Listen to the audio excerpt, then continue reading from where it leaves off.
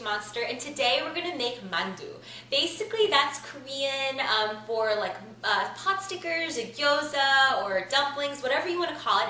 It's very similar in the fact that it's got the filling, and then it's got the wrapper that you fill with the filling, and you can steam it, you can fry it, or you can make a soup into it. Alright, so in this bowl I have about a pound of 80-20 beef, and you're more than welcome to use roasted duck, or pork, or turkey, whatever you like, as well as 2 garlic cloves, a half a teaspoon of ginger, 2 scallions, a tablespoon of soy sauce, 2 teaspoons of sesame oil, 2 small Napa cabbage leaves, and a carrot and half of a zucchini I grated, which reminds me, if you can see here, I went ahead and finely sliced or grated the vegetables, just to ensure everything will kind of cook evenly, as well as pepper to taste and eventually an egg to bind the whole mixture together. Alright, so you want to go ahead and work that mixture together with your hands. And just kind of combine the mixture together and make sure you do not overmix. And just go ahead and mix the vegetables and the meat all together, just like so. Alright, and I went ahead and salt and peppered my egg, and you're going to want to pour that in there just to bind the whole thing together. That's about mixed. And then you want to stop at that point, because remember, you do not want to overmix. And then I'm just using this bowl right here that I just used the egg.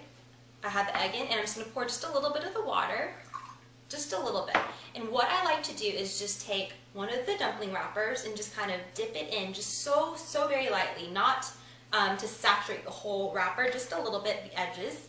And then just take a little spoonful, I would say about a tablespoon, nothing more than that, and put it in the middle just like that, and then just put it on your surface and just close the edges just like that.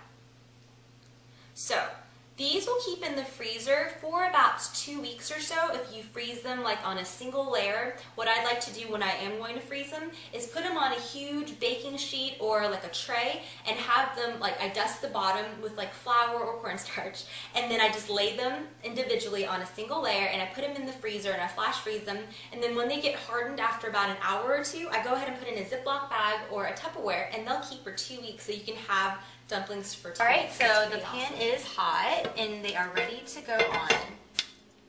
So you don't have to worry too much about overcrowding the pan at this point because they're individual little pockets that'll be fine. So these will take about, I would say about 7 to 8 minutes. Just check on them. You want them to be a golden brown and make sure the beef is cooked all the way through. So if you want to, you know, after about that time is done and after you flip them, if you want to go ahead and just kind of cut into one just to see, and also to taste the seasoning, you're more than welcome to do that. Alright, so they just came off of the pan. They're super hot, but I'm so hungry, I'm going to try it anyways. So I'm going to go ahead and dig into one. And it smells amazing in here. I wish they had invented smell-o-vision because it smells great. It smells fantastic in here. See the steam rising from that? It's so super hot. Mmm. That is delicious.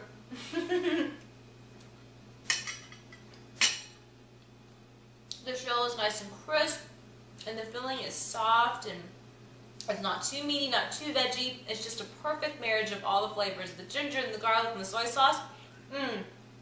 I'm totally going to enjoy this with a bowl of rice and some kimchi. I hope you guys try this out. Thanks so much for spending some time with me, and I'll see you guys soon. Bye!